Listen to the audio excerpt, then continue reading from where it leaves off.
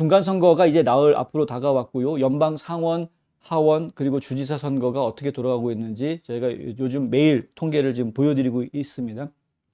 오늘도 변함없이 여론조사 종합 통계를 보여주고 있는 이 웹사이트죠. Real Clear Politics 사이트를 보여드리면서 이야기를 좀 하겠습니다. 자, Real Clear Politics에 오늘 11월 4일 들어온 여론조사들입니다. 엄청 많죠? 오늘 하루도 여론조사가 많이 발표가 됐는데 애리조나주 좀 에머슨 같은 경우에도 지금 이제 평가를 좀 높게 받고 있는 여론조사 기관입니다. 그런데 약간 좌편향입니다.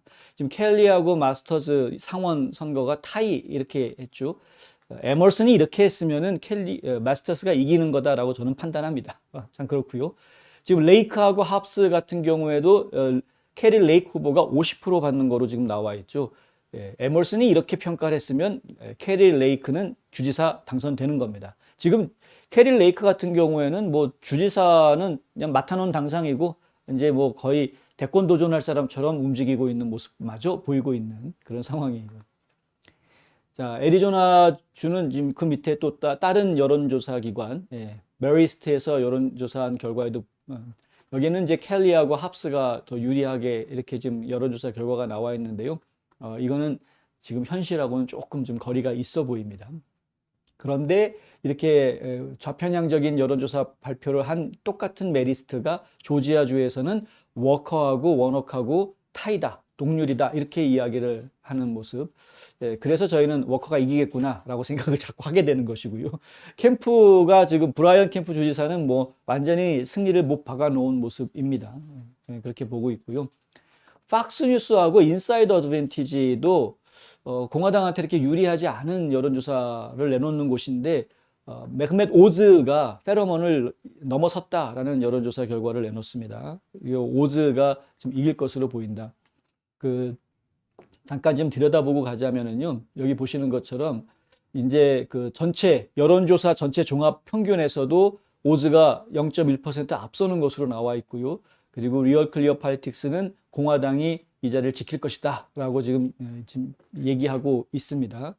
그런데 이 필라델피아 현장을 KBS에서 취재한 뉴스를 제가 봤는데요. 근데 KBS도 물론 결론은 트럼프가 지지한 사람들이 절반 이상 성공하면서 뭐 붉은 바람이 불 거다 뭐 이런 식으로 결론을 내기는 했으나 취재한 현장을 보니까 뭐 페로몬 부주지사 유세 현장에는 막 수천 명이 모여 있는 막 이런 모습을 보여주면서 환호하는 그런 걸 보여주고 맥맷 오즈 같은 경우에는 니키 헤일리가 와가지고 지원 유세하는 장면을 살짝 보여줬는데 관중들이 별로 이렇게 많아 보이지 않는 뭐 이런 걸 보여주고 그러더라고요. 역시 KBS도 살짝 기울었구나라는 느낌을 지울 수 없는 여담이었고요. 네. 계속 보겠습니다. 지금 이제 결국은 지금 오즈가 지금 역전을 해놓은 상황이기 때문에 지금 보시는 것처럼 이렇게 역전이 되어져 있는 상황이고요. 리얼 클리어 팔리틱스에서 주는 공화당을 과소평가한 부분에 대한 가산점을 따져보면 오즈는 상당히 앞서가고 있는 모습을 좀 보여주고 있다. 그래서 지금 연방 상원 선거에서는 맥맷 오즈가 이길 수 있을 것이다 라는 기대를 지금 크게 가져봅니다. 그리고 탈라팔가 그룹은 이제 공화당 쪽에 좀 유리한 여론조사 결과가 자주 나오죠. 근데 탈라팔가가 예전에 2016년에 트럼프 대통령 당선을 맞췄던 곳이기 때문에 상당히 신뢰성이 있다라고 저희는 보고 있고요. 트라팔가입니다. 트라팔가. 죄송합니다. 트라팔가가 그런데 오즈가 지금 플러스 2로 나옵니다. 안타까운 거는 펜실베니아주의 주지사 선거인데 지금 메스트리아노가 여전히 기진맥진하고 있고 샤피로 주지사가 이길 거다라는 이런 여론조사가 지금 계속 나오고 있어서 그게 조금 좀 안타깝긴 합니다. 그리고 뉴햄프셔에서는 핫산이 50, 벌덕이 46 이렇게 나왔네요. 핫산이 더 유리하게 나왔네요. 아까도 말씀드린 대로 에머슨이 약간 좌편향 여론조사 기관이기 때문에 벌덕이 좀 잘 해주기를 저희가 기대를 좀 하고 있는데 뉴햄프셔 뒤집어주기를 좀 바랍니다. 예를 들어서 지금 여기 보면은 핫산이 0.8% 종합 여론조사 평균에서는 앞서는 것으로 나오고 있지만은 리얼 클리어 팔리틱스가 예상하는 것은 벌덕이 이길 거다, 공화당이 뒤집을 거다라고 예상을 하고 있습니다. 이런 예상이 가능한, 여기 지금 보면은 크로스 됐다가 다시 이렇게 벌덕이 또 최근에 또 떨어졌다라는 이야기가 나오긴 하는데, 이런 예상, 벌덕이 이길 수 있다라고 예상하는 이유는 바로 이런 것 때문입니다. 그러니까 공화당이 지금 과소평가된 부분. 공화당이 과소평가된 부분을 왜 자꾸 이야기를 하냐 하면은요, 여론조사를 하다 보면은 여론조사 표본을 만들 때 응답하는 사람이, 우리가 질문을 하면 질문했다고 모든 응답자들이 다 100% 대답을 하는 게 아니지 않습니까? 응답률이요, 놀라지 마십시오. 보통 3%가 안 됩니다. 뭐 2점 몇 퍼센트 막 이렇습니다. 어떤 데는 1점 몇 프로 이렇습니다. 그러면 바꿔서 이야기하면 100명한테 질문을 했는데 기껏해야 2명, 3명 대답을 받을 수 있다는 이야기입니다.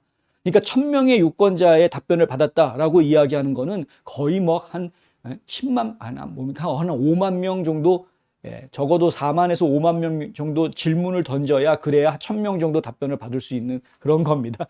이게 엄청나게 힘든 작업을 하고 있는 건데, 그런데 이 답변하는 사람들이 보면은 민주당 사람들이 공화당 사람들보다 더 많습니다. 항상.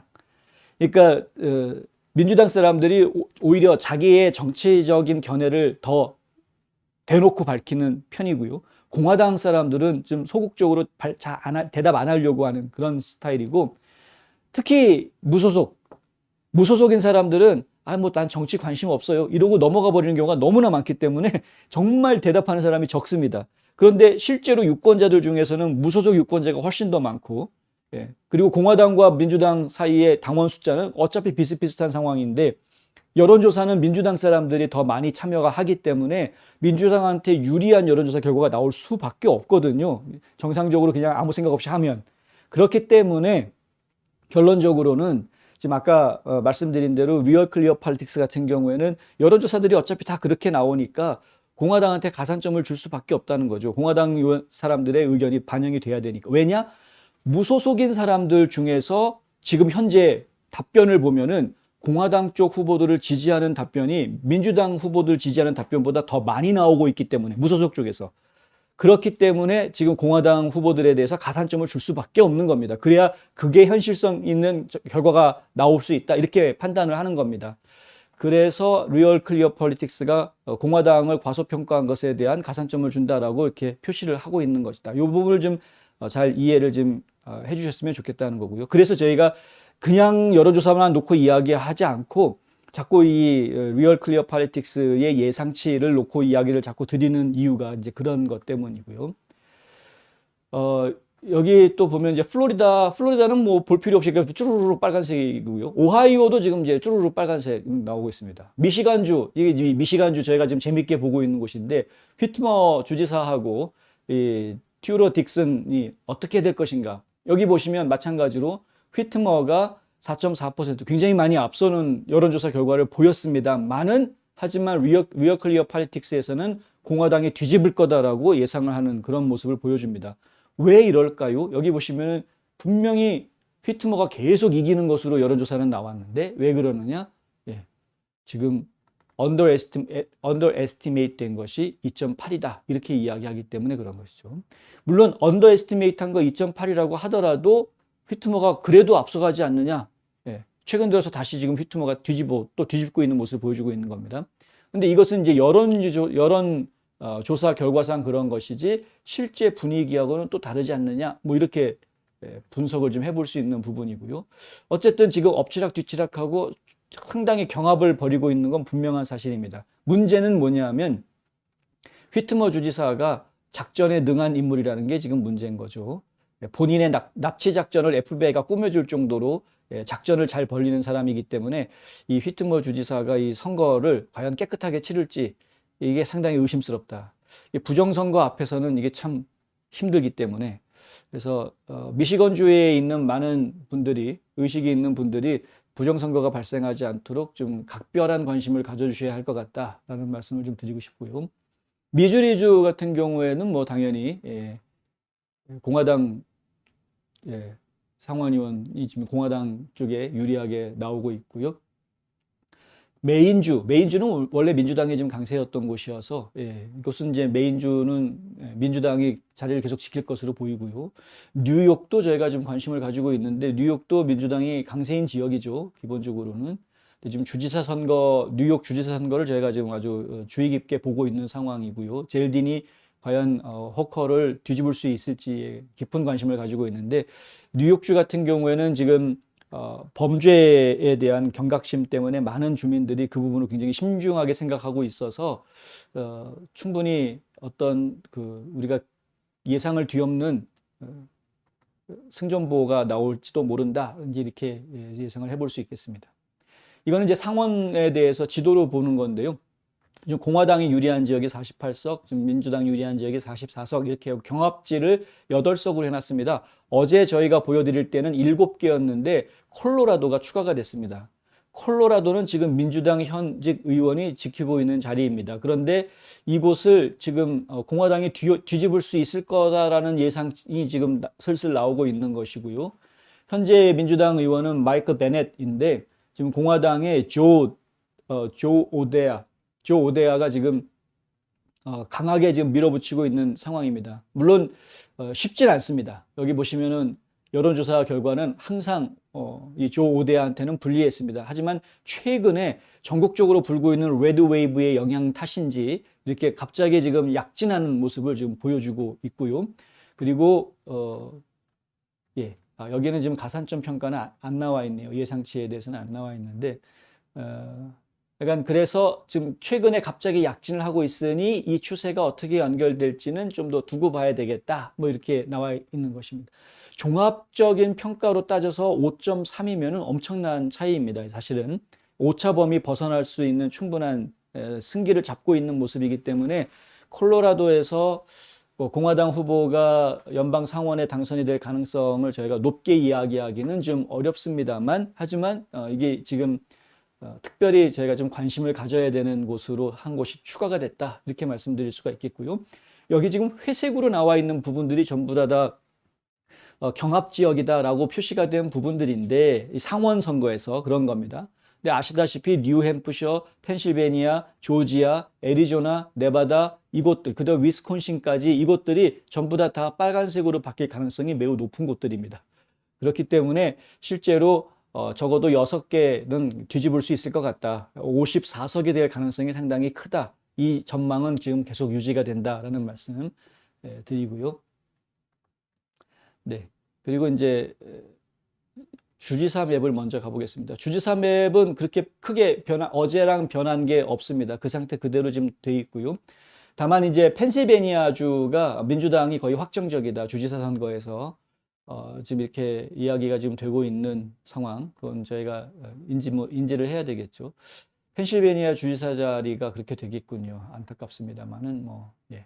그래도 11개 자리가 지금 남아 있는데 그 중에서 9개가 민주당 자리이고, 그 9개 민주당, 여기 이제 공화당 자리 2개가 그대로 여기에 추가가 되면 26개가 되겠죠.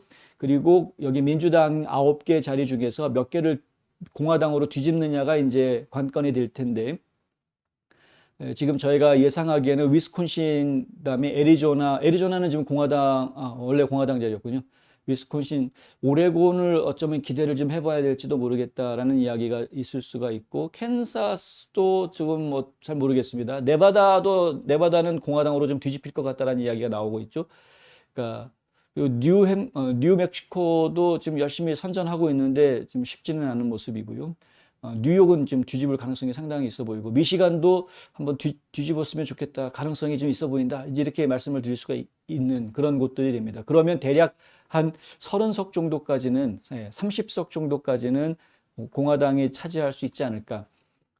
저희가 전에는 31석 정도 차지할 수 있을 것이다라는 예상을 보여드렸었는데, 주지사 선거가 막판으로 가면서 민주당 쪽에 조금 더 유리한 부분들이 지금 나오는 것 같습니다. 그러니까 지금 그래도 공화당이 한 30석은 차지할 가능성이 아직까지는 충분히 있어 보인다, 이렇게 말씀드릴 수 있을 것 같고요.